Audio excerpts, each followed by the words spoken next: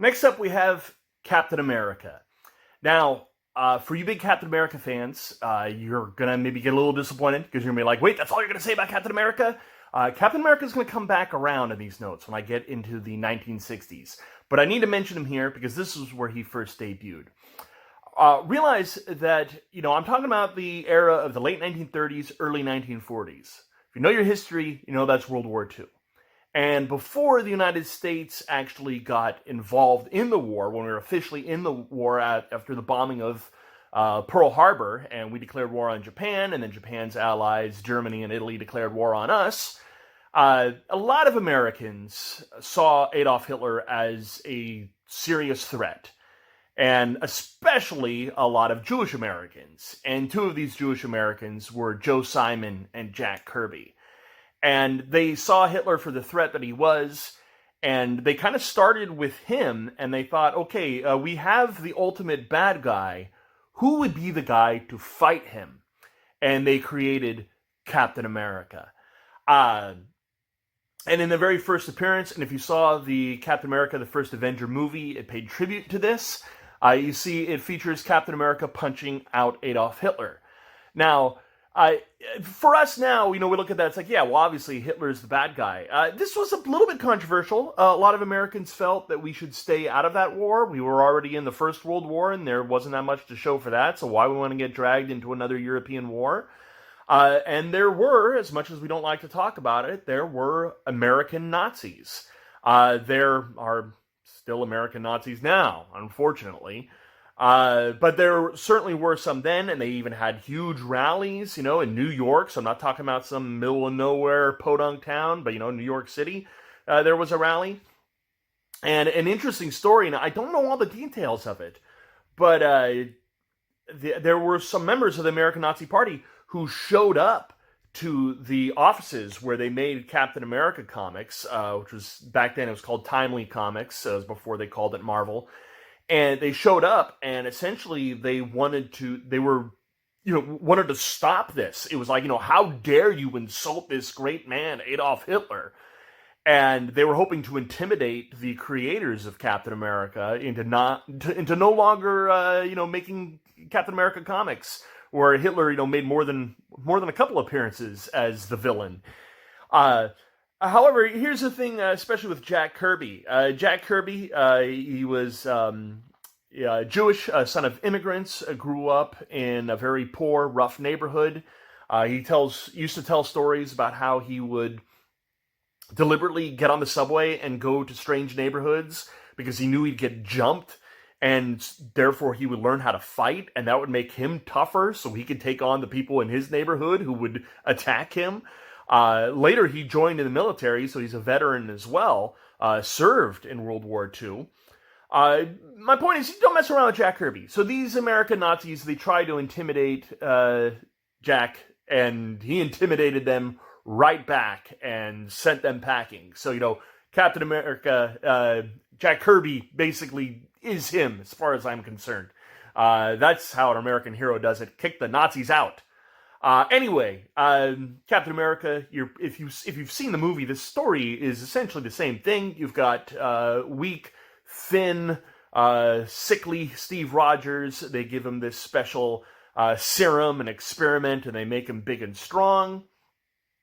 And again, there you can see Adolf there. He has his sidekick, Bucky. And here's the thing with Captain America. He was one of many patriotic superheroes. And if you saw in the last slide how he had the triangle shield, the reason why he went to the more familiar circular shield is because the publisher of Pep Comics, who had a hero called The Shield, said, hey, Captain America's shield is too much like the emblem of our character, The Shield. So that's why he went to the circular shield after that. But there were a whole bunch of patriotic heroes. Hitler was the bad guy of many superhero comics. You can see a character, Daredevil, battles Hitler. For those of you who are familiar with the Marvel Comics character, Daredevil, who was also in the Netflix series, this is not the same Daredevil. It's a different character, different thing entirely. Again, long story. I could do a probably 20-minute tangent on that. Other patriotic heroes, I believe this guy is the lamplighter. And then you also have, oh, excuse me, not the lamplighter, the fighting Yank. Couldn't read the thing there. There's also Liberty Bell, another patriotic hero. They were just a dime a dozen.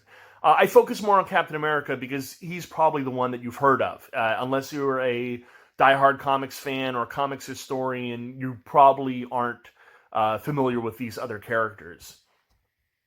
Before I move on, I want to talk about some of the other superheroes. Just kind of a brief honorable mention. The Flash was first introduced. If you see his picture there, that might not look like the Flash that you know. I'll talk about that later. Again, some of you guys, if you're really into the TV show, you kind of know what's going on with that. It looks kind of familiar. But again, let's save that for later. But this is the time period that the Flash first debuted. And we have Green Lantern. Again, those of you who know Green Lantern, that might not look like what you think of when you think of Green Lantern.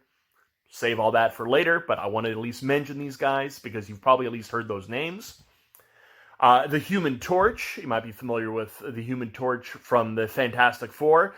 This isn't exactly the same character. It's a different character, but there is a connection. It's eventually, the company, you see it says Marvel Comics. That was just the name of the series. It wasn't the name of the company. The character was reintroduced later with a different sort of backstory and all that. This character was an artificial human. There's also the Spirit. You may not have heard of the Spirit. He's a bit obscure, but I wanted to mention him because I would be much remiss if I talked about sequential art and didn't talk about Will Eisner, because Will Eisner is the guy who coined that phrase, sequential art. And he is a very influential artist, and he started with the Spirit. He later went on to create lots of graphic novels of more personal types of stories. Really, really great stuff. But the Spirit was his contribution. That was the thing that, that really broke him into the business and allowed him to be such a huge influence on so many other authors, or artists, excuse me, and writers too, because he wrote his own stuff. Anyway, I would be much remiss had I not mentioned the great Will Eisner. But after World War II, superheroes started to kind of go away. The only ones who were really still being published were Superman, Batman, and Wonder Woman. A lot of those others just up and disappeared. Their titles were canceled. Even Captain America. His title evolved in sort of a strange horror kind of comic. It was called Captain America's Weird Tales. But it went away after shortly after the end of World War II. The superheroes just didn't seem very relevant anymore. And there were a whole bunch of other genres that became much more popular.